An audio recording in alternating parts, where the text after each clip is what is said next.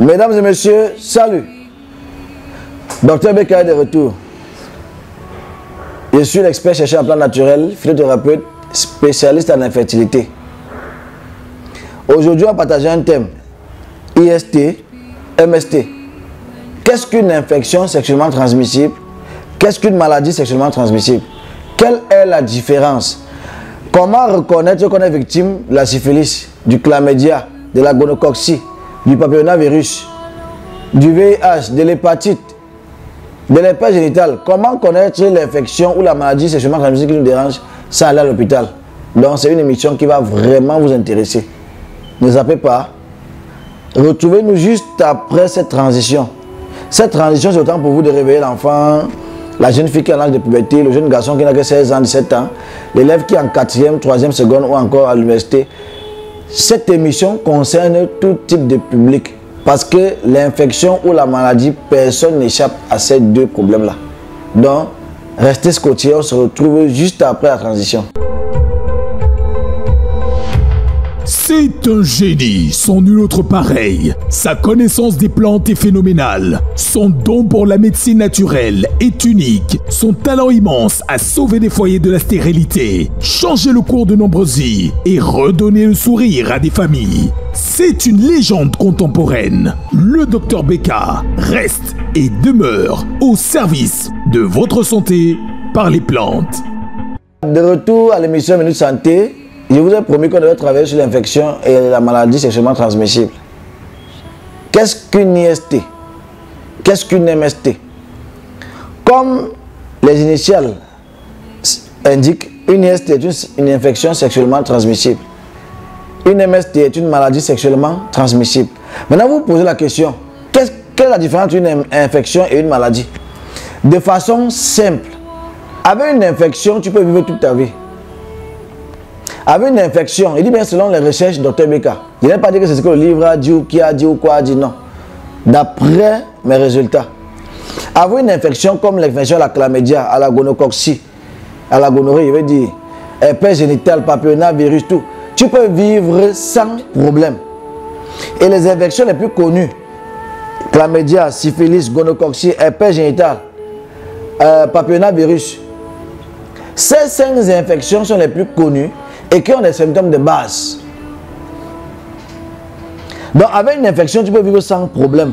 Ton corps va seulement démanger les boutons, les taches sur le corps, les entrejambes qui noircissent, ici qui noircit, le ventre qui démange partout. Oui, là ce sont les infections.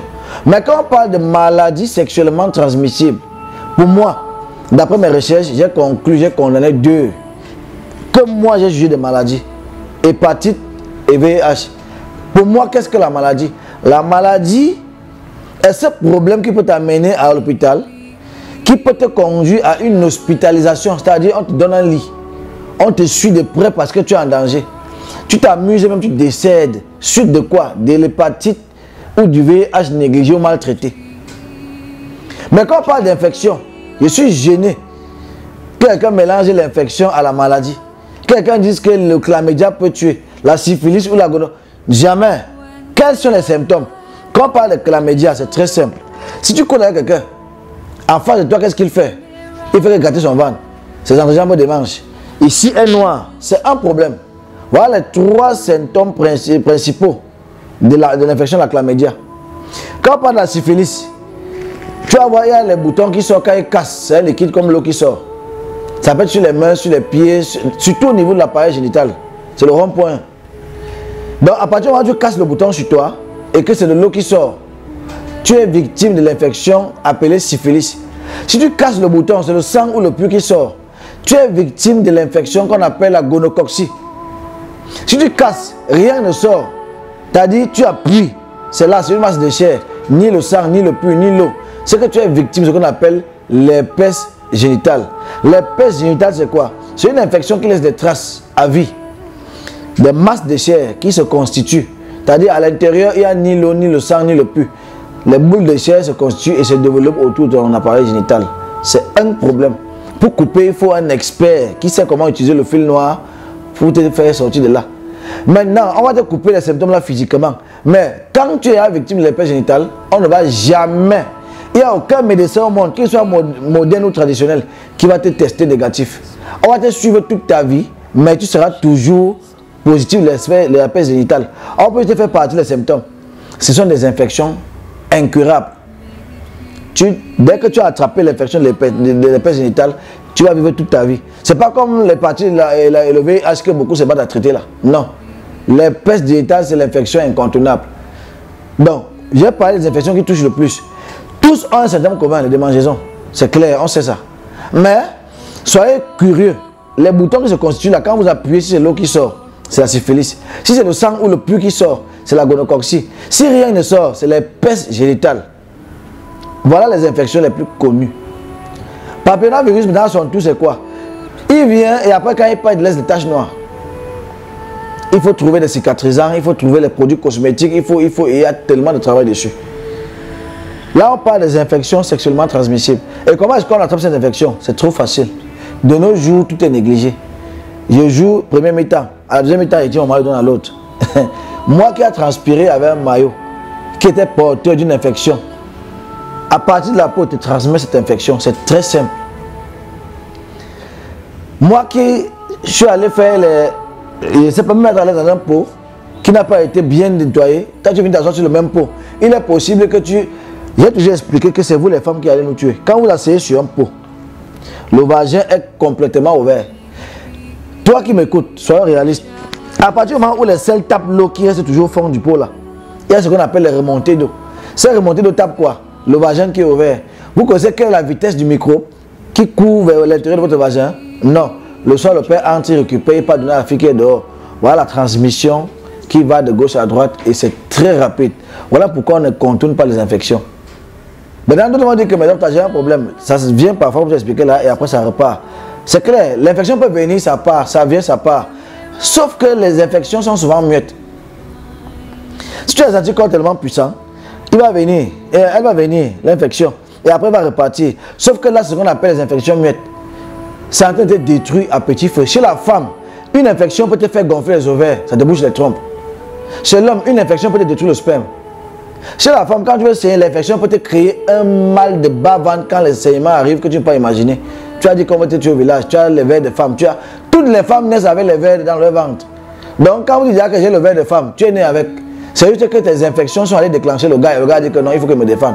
Voilà pourquoi est-ce qu'il se défend et il te met mal à l'aise. Donc les infections sont incontournables. La conclusion en ce qui concerne les infections, c'est quoi? Prenons soin de nous. L'être humain est comme un moteur d'une voiture. À partir du moment où tu n'arrives pas à faire la vidange, rassure-toi, ton moteur va couler. Un bon chauffeur, c'est que non, à tel kilométrage, je dois vidanger mon moteur. À partir du moment où tu négliges, il y a des gars parmi nous qui ont fait des années sans vraiment prendre antibiotiques naturels. Ou bien même peut-être les médicaments qu'on vend en pharmacie. C'est vrai. Ils luttent contre cette prescription-là. Mais, à défaut de cheval, il faut avec l'âne. Si tu peux pas boire les remèdes traditionnels, prends au moins ce qu'on vend en antibiotiques en pharmacie. L'objectif, c'est quoi? De réduire le problème. Tu as dit que mon sperme est liquide. Oh, j'ai mal au bas-ventre. Oh, mes trompes sont bouchées. J'ai fait quoi? Oh, machin. Tout ça, c'est la base des infections. Parfois, tu retires le slip, tu vois les taches jaunâtres. Parfois, même tu retires le slip, toi, la femme. Les odeurs dans la chambre, c'est la magie. Tu casses le moral du monsieur. Ça, ce sont les conséquences des infections. Par contre, tu as parlé de la perte blanche abondante. Tu vas passer, il y a tellement de dégâts. La télé entend, on va courir vers les maladies sexuellement transmissibles. Je vous ai dit, d'après mes expériences sur le terrain, d'après tout ce que j'ai eu à traverser comme maladie sexuellement transmissible, j'ai retenu deux noms, hépatite et VIH. Les deux sont les frères jumeaux. Quand il parle de jumeaux, c'est quoi? Les deux conduisent vers la mort. À partir du moment où tu es victime de l'une des maladies là et que tu ne prends pas ça au sérieux, tu vas voir ce qui va t'arriver. Les symptômes de l'hépatite, c'est tellement énorme. Les symptômes du VIH, nous tous savons, non? Donc, ce sont des émissions que je vais développer individuellement. Suivez-nous dans cette chaîne. Je vais parler du VIH du début à la fin. Quels sont les types d'hépatite?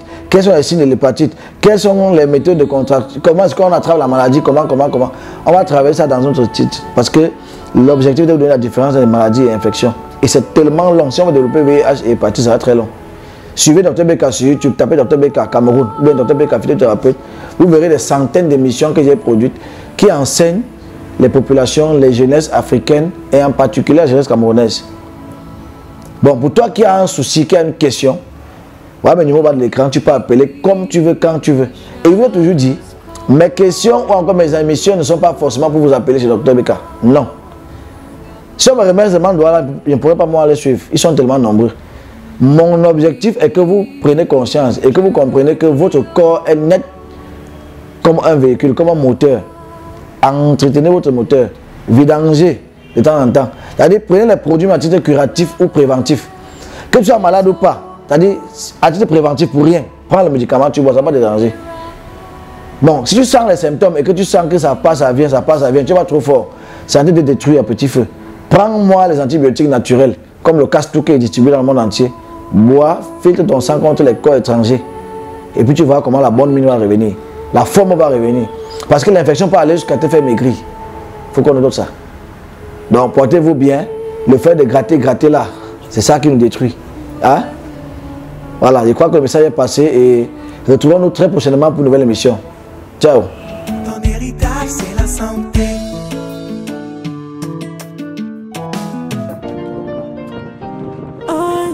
Dr Beka. Dr Beka. Hôpital protestant Ndia à Bafoussam, le brillant docteur Brian Kamdem y a fait un tour. Objectif, rendre visite à une de ses patientes qui a donné naissance par voie normale alors qu'elle était à 2 doigts de l'opération. Mais grâce à l'intervention du docteur Beka, cette vulgaire pratique appelée césarienne a été totalement évitée. Je suis très content. Quand on m'a dit qu'elle a accouché avant-hier, je venais moi seulement voir l'enfant. Parce qu'il y avait un débat de césarienne, non. J'ai dit que non, t'inquiète, suis-moi, fais-moi confiance. Donc du coup, quand on m'a dit qu'elle a accouché, j'ai dit que mais comment? On m'a dit, bah voie normale, elle a dit amen. Sur les lieux, grande est sa surprise d'apprendre que le bébé s'appelle Kamdem Gumkwa Eunice Chloé. Un bébé Beka, qui s'appelle Kamdem, hein? Originaire des Bamboutos, ses parents lui ont attribué le nom Kamdem pour témoigner leur reconnaissance à l'endroit du docteur Brian Kamdem, plutôt originaire du Kunki. C'est-à-dire que d'ici peu, on aura une génération complètement Kamdem, parce que la fille, elle est Bouddha, de Bamboutos. Mais, elle s'appelle Kamdem.